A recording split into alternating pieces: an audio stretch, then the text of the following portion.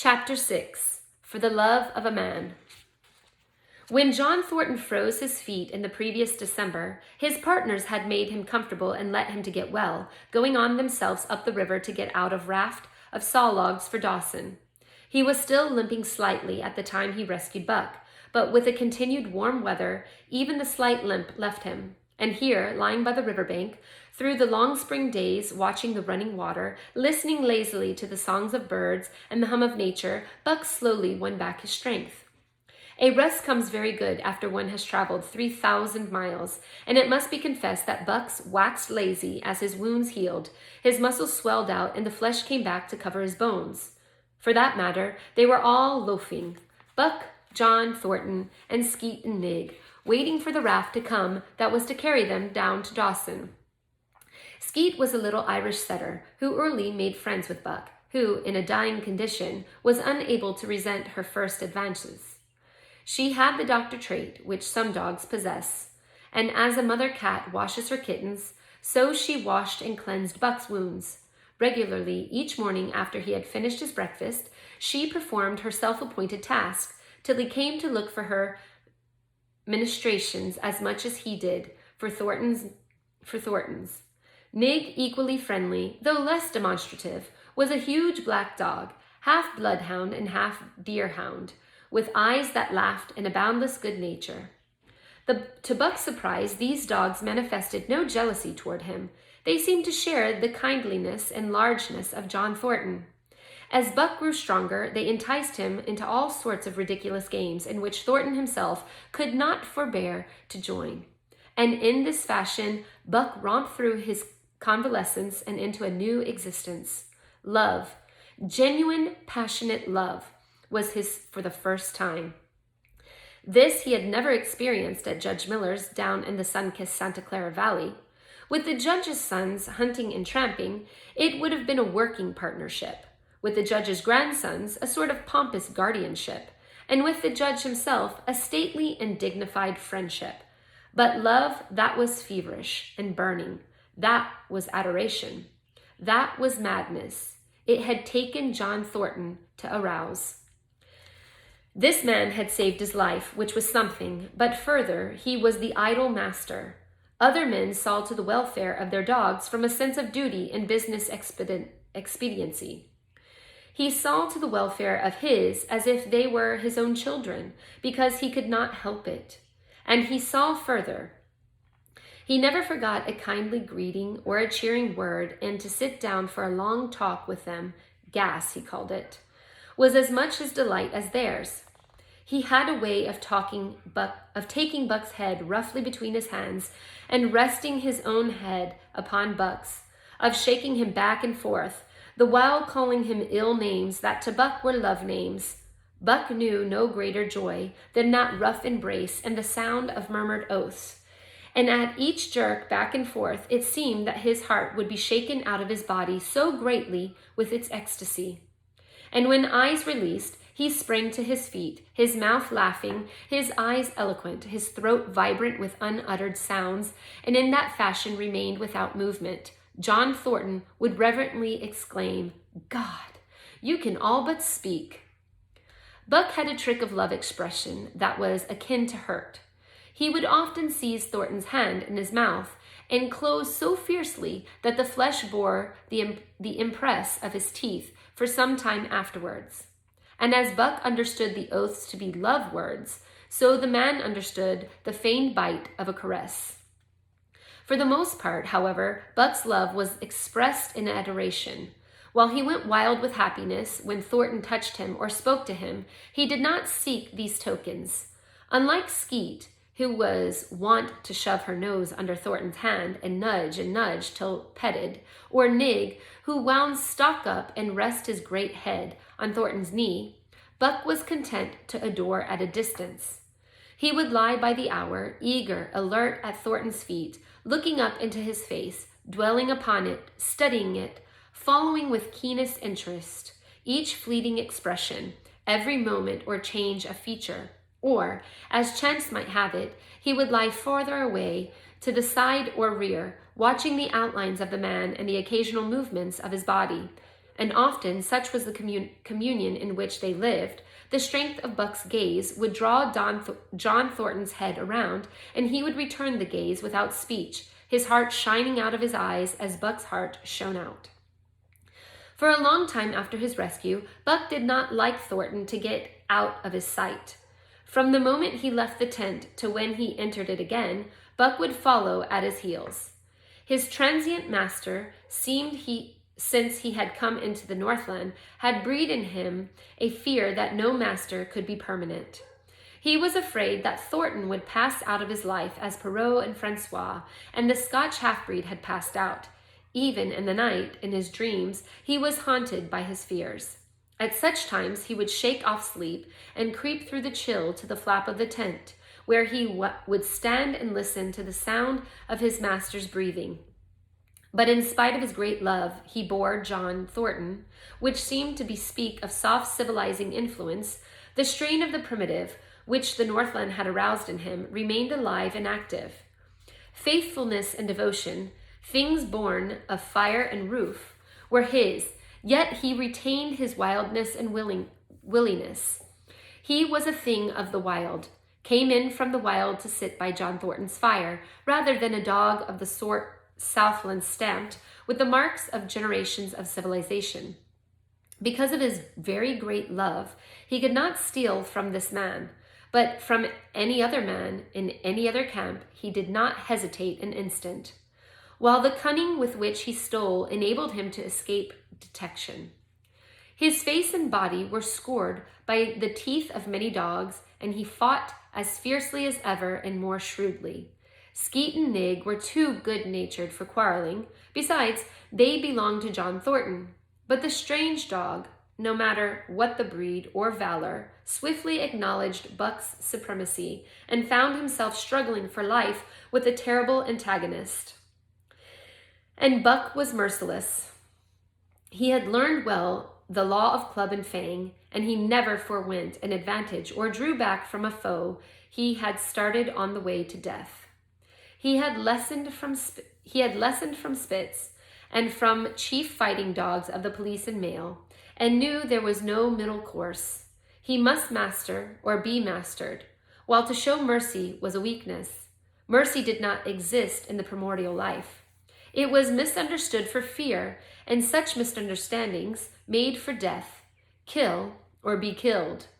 Eat or be eaten was the law, and this mandate, down out of the depths of time, he obeyed.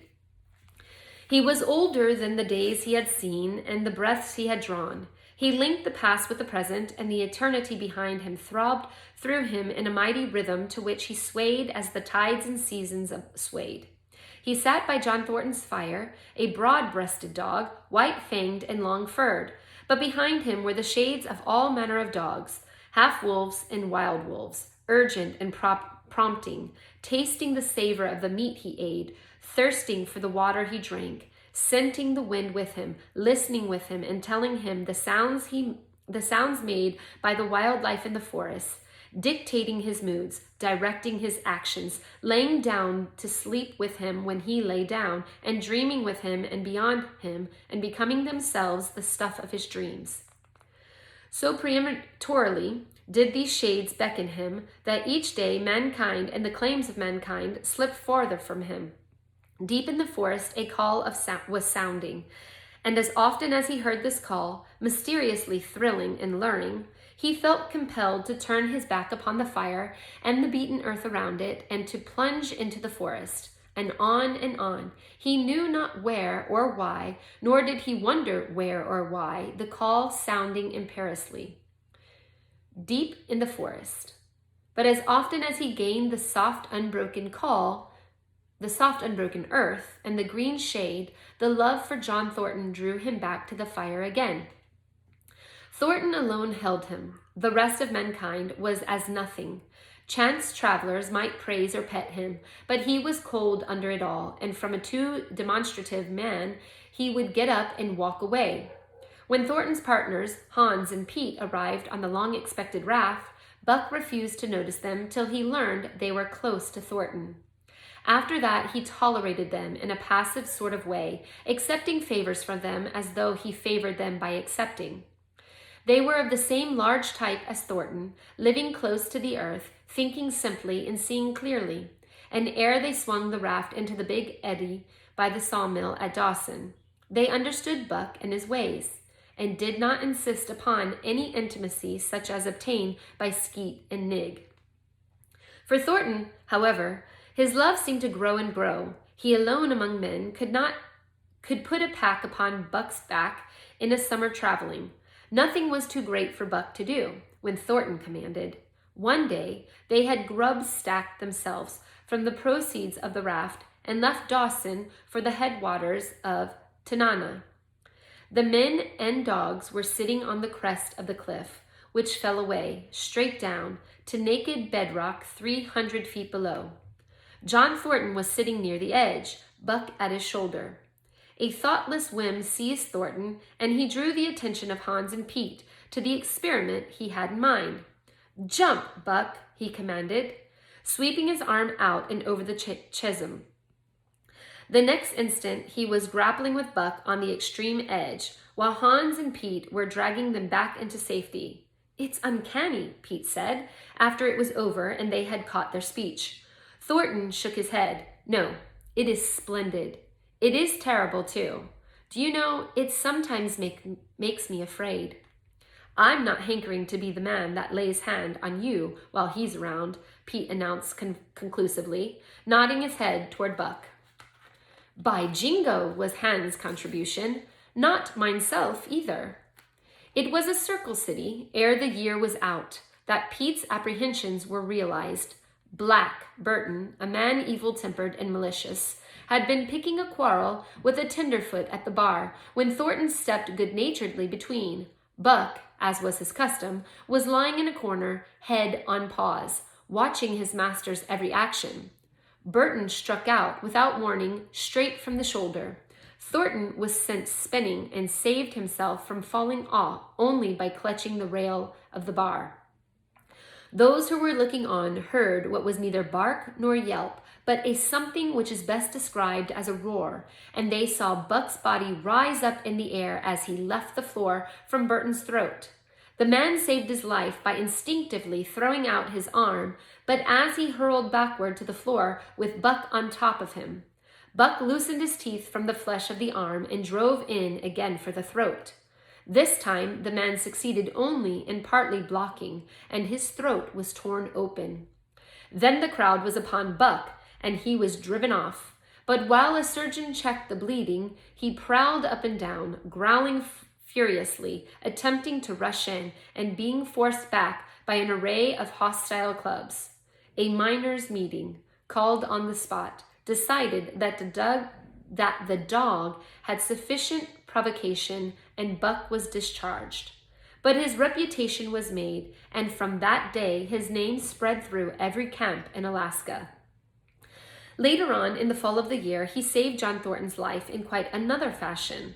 The three partners were lining a long and narrow poling boat down a bad stretch of rapids on the 40-mile creek. Hans and Pete moved along the bank, snubbing with a thin manila rope from tree to tree, while Thornton remained in the boat, helping its descent by means of a pole and shouting directions to the shore. Buck, on the bank, worried and anxious, kept abreast of the boat, his eyes never off his master. At a particularly bad spot where a ledge of barely submerged rocks jutted out into the river, Hans cast off the rope, and while Thornton poled the boat out into the stream, ran down the bank with the end in his hand to snub the boat when it had cleared the ledge. This it did, and was flying downstream in a current as swift as a mill race, when Hans checked it with the rope and checked too suddenly. The boat flirted over and snubbed into the bank bottom up, while Thornton, flung sheer out of it, was carried downstream toward the worst part of the rapids, a stretch of wild water in which no swimmer could live. Buck had sprung in on the instant, and at the end of 300 yards, amid a mad swirl of water, he overhauled Thornton. When he felt him grasp his tail, Buck headed for the bank, swimming with all his splendid strength, but the progress shoreward was slow. The progress downstream amazingly rapid.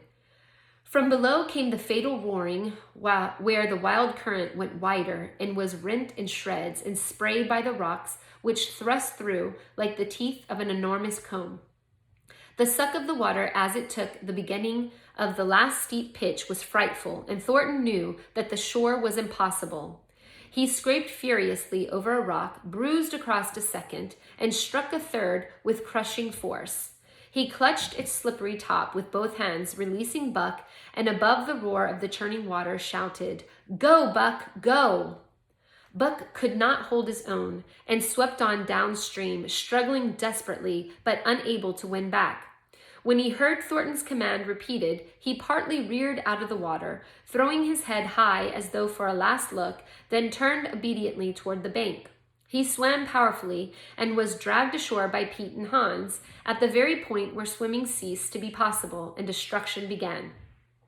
They knew that the time a man could cling to a slippery rock in the face of the driving current was a matter of minutes, and they ran as fast as they could up the bank to a point far above where Thornton was hanging on. They attached a line with which they had been snubbing the boat to Buck's neck and shoulders, being careful that it should neither strangle him nor impede his swimming, and launched him into the stream. He struck out boldly, but not straight enough into the stream. He discovered the mistake too late when Thornton was abreast of him and a bare half-dozen strokes away while he was being carried helplessly past. Hans promptly snubbed with the rope as though Buck were a boat. The rope thus tightening on him in the sweep of the current, he was jerked under the surface, and under the surface he remained, till his body struck against the bank and he was hauled out. He was half drowned, and Hans and Pete threw themselves upon him, pounding to the breath into him and the water out of him. He staggered to his feet and fell down. The faint sound of Thornton's voice came to them, and though they could not make out the words of it, they knew that he was in extremity. His master's voice acted on Buck like an electric shock. He sprang to his feet and ran up the bank ahead of the men to the point of his previous departure. Again, the rope was attached and he was launched, and again he struck out. But this time straight into the stream. He had masculated once, but he would not be guilty of it a second time. Hans paid out the rope, permitting no slack, while Pete kept it clear of coils. Buck held on till he was on the line straight above Thornton. Then he turned, and with the speed of an express train headed down upon him, Thornton saw him coming, and as Buck struck him like a battering ram, with the whole force of the current behind him, he reached up and closed both arms around the shaggy neck. Hans snubbed the rope around the tree, and Buck and Thornton were jerked under the water, strangling, suffocating, sometimes one uppermost and sometimes the other, dragging over the jagged bottom, smashing against rocks and snags. They veered into the bank. Thornton came to, belly downward, and being violently propelled back and forth across the drift log by Hans and Pete. His first glance was for Buck, over whose limp and apparently lifeless body Nig was setting up a howl, while Skeet was licking the wet face and closed eyes. Thornton was himself bruised and battered, and he went carefully over Buck's body, when he had been brought around, finding 3 broken ribs. "That settles it," he announced. "We camp right here." And camp they did, till Buck's ribs knitted and he was able to travel. That winter at Dawson, Buck performed another exploit, not so heroic perhaps, but one that put his name many notches higher on the totem pole of Alaskan fame. This exploit was particularly gratifying to the 3 men, for they stood in need of the outfit which it furnished and were enabled to make a long-desired trip into the Virgin East, where miners had not yet appeared. It was brought about by a conversation in the El Dorado saloon, in which men waxed boastful of their favorite dogs. Buck, because of his record, was the target for these men, and Thornton was driven stoutly to defend him. At the end of half an hour, one man stated that his dog could start a sled with 500 pounds and walk off with it. A second bragged 600 for dogs, and a third 700. "Pooh-pooh," said John Thornton. "Buck can start 1,000 pounds. "And break it out and walk off with 100 yards?" demanded Mathewson. a bonanza king, he of the 700 vaunt, and break it out and walk off with it for 100 yards, John Thornton said coolly. Well, Mathewson said, slowly and deliberately, so that all could hear, I've got $1,000 that says he can't, and there it is. So saying, he slammed a stack of gold dust on the size of a bologna sandwich down upon the bar. Nobody spoke. Thornton's bluff, if bluff it was, had been called. He could feel a flush of warm blood creeping up his face. His tongue had trickled him. He did not know whether Buck could start 1,000 pounds, half a ton. The enormousness of it appalled him. He had great faith in Buck's strength, and had often thought him capable of starting such a load, but never, as now, had he faced the possibility of it. The eyes of a dozen men fixed upon him, silent and waiting. Further, he had no $1,000, nor had Hans or Pete. I've got a sled standing outside now with 25-pound sacks of flour. With 20 50-pound sacks of flour on it, Mathewson went on with brutal directness, so don't let that hinder you. Thornton did not reply. He did not know what to say. He glanced from face to face in the absent way of a man who has lost the power of thought and is seeking somewhere to find the thing that will start it going again. The face of Jim O'Brien, a Mastodon king, an old-time comrade, caught his eyes. It was a cue to him, seeming to rouse him to do what he would never have dreamed of doing. Can you lend me 1,000? He asked, almost in a whisper. Sure, answered O'Brien, thumping down a sack by the side of Mathewson's. Though it's little faith I'm having, John, that the beast can do the trick. The El Dorado emptied its occupants into the street to see the test. The tables were deserted, and the dealers and gamekeepers came forth to see the outcome of the wager and to lay odds. Several hundred men, furred and mittened, banked around the sled within easy distance. Mathewson's sled, loaded with 1,000 pounds of flour, had been standing for a couple of hours in the intense cold. It was 60 below zero. The runners had frozen fast to the hard-packed snow. Men offered odds of 2-to-1 that Buck could not budge the sled. A quibble arose concerning the phrase, break out. O'Brien contended it was Thornton's privilege to knock the runners loose, leaving Buck to break it out from a dead standstill. Mathewson insisted that the phrase included breaking the runners from the frozen grip of the snow. A majority of the men who had witnessed the making of the bet decided in his favor, whereat the odds went up to 3-to-1 against Buck. There were no takers, not a man believed him capable of the feat. Thornton had been hurried into the wager, heavy with doubt, and now that he looked at the sled itself, the concrete fact, with the regular team of 10 dogs curled up in the snow before it, the more impossible the task appeared. Mathewson waxed jubilant. 3-to-1, he proclaimed. I'll lay you another 1,000 at that figure, Thornton. What do you say? Thornton's doubt was strong in his face, but his fighting spirit was aroused. The fighting spirit that soars above odds fails to recognize the impossible and is deaf to all save the clamor for battle. He called Hans and Pete to him.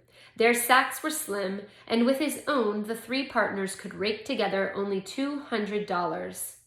In the ebb of their fortunes, this sum was their total capital, yet laid in unhastingly against Mathewson's 600. The team of 10 dogs was unhitched, and Buck, with his own harness, was put into the sled. He had caught the contagion of the excitement, and he felt that in some way he must do a great thing for John Thornton. Murmurs of admiration of his splendid condition, without an ounce of superfluous flesh, and the 150 pounds that he weighed were so many pounds of grit and virility. His furry coat shone with the sheen of silk. Down the neck and across the shoulders, his name in repose as it was, half bristled and seemed to lift with every movement, as though excess of vigor made each particular hair alive and active. The great breast and heavy forelegs were no more than in proportion with the rest of his body, where the muscles showed it tight rolls underneath the skin. Men felt these muscles and proclaimed them hard as iron, and the odds went down to 2-1. Gad, sir, stuttered a member of the latest dynasty, a king of the Succumbenches. I offer you 800 for him, sir. Before the test, sir, 800 just as he stands. Thornton shook his head and stepped to Buck's side. You must stand off from him, Mathewson protested. Free play and plenty of room. The crowd fell silent. Only could be heard the voices of the gamblers vainly offering 2-1. Everybody acknowledged Buck a magnificent animal, but 20 50-pound sacks of flour bulked too large in their eyes for them to loosen their pooch strings. Thornton knelt down by Buck's side. He took his head in his 2 hands and rested cheek to cheek. He did not playfully shake him, as was his wont, or murmur soft love curses. But he whispered in his ear, "As you love me, Buck, as you love me," was what he whispered. Buck whined with suppressed eagerness. The crowd was watching curiously. The affair was growing mysterious. It seemed like a conjuration. As Thornton got to his feet, Buck seized his mittened hand between his jaws, pressing in with his teeth and releasing slowly, half reluctantly. It was the answer in terms not of speech, but of love. Thornton stepped well back. "Now, Buck," he said. Buck tightened the traces, then slacked them for a matter of several inches. It was the way he had learned. "Gee!" Thornton's voice rang out, sharp in the tense silence. Buck swung to the right, ending the movement in the plunge that took up the slack, and with a sudden jerk, arrested his 150 pounds. The load quivered, and from under the runners arose a crisp crackling. "Haw!" Thornton commanded. Buck duplicated the maneuver, this time to the left. The crackling turned into a snapping, the sled pivoting and the runner slipping and grating several inches to the side. The sled was broken out. Men were holding their breaths, intensely unconscious for the fact. Now, mush! Thornton's command cracked out like a pistol shot. Buck threw himself forward, tightening the traces with a jarring lunge. His whole body was gathered compactly together in the tremendous effort, the muscles writhing and knotting like live things under the silky fur. His great chest was low to the ground, his head forward and down, while his feet were flying like mad, the claws scarring and the hard-packed snow in parallel grooves. The sled swayed and trembled, half started forward. One of his feet slipped, and one man groaned aloud. Then the sled lurched ahead in what appeared a rapid succession of jerks, though it never really came to a dead stop again. Half an inch, 2 inches, the jerks perceptibly diminished. As the sled gained momentum, he caught them up till it was moving slightly along. Men gasped and began to breathe again, unaware that for a moment they had ceased to breathe. Thornton was running behind, encouraging Buck with short, cheery words. The distance had been measured off, and as he neared the pile of firewood, which marked the end of the 100 yards, a cheer began to grow and grow, which burst into a roar as he passed the firewood and halted at command. Every man was tearing himself loose, even Mathewson. Hats and mittens were flying in the air. Men were shaking hands, it did not matter with whom, and bubbling over in a general incoherent babble. But Thornton fell on his knees beside Buck. Head was against head, and he was shaking him back and forth. Those who hurried up heard him cursing Buck, and he cursed him long and fervently, and softly and lovingly. God, sir, sputtered the Succumbench king. I'll give you 1,000 for him, sir, 1,000, sir, 1,200, sir. Thornton rose to his feet. His eyes were wet. The tears were streaming frankly down his cheeks. Sir, he said to the Succumbench king, no, sir. You can go to hell, sir. It's the best I can do for you, sir. Buck seized Thornton's hand in his teeth. Thornton shook him back and forth, and though animated by a common impulse, the onlookers drew back to a respectful distance, nor were they again indiscreet enough to interrupt.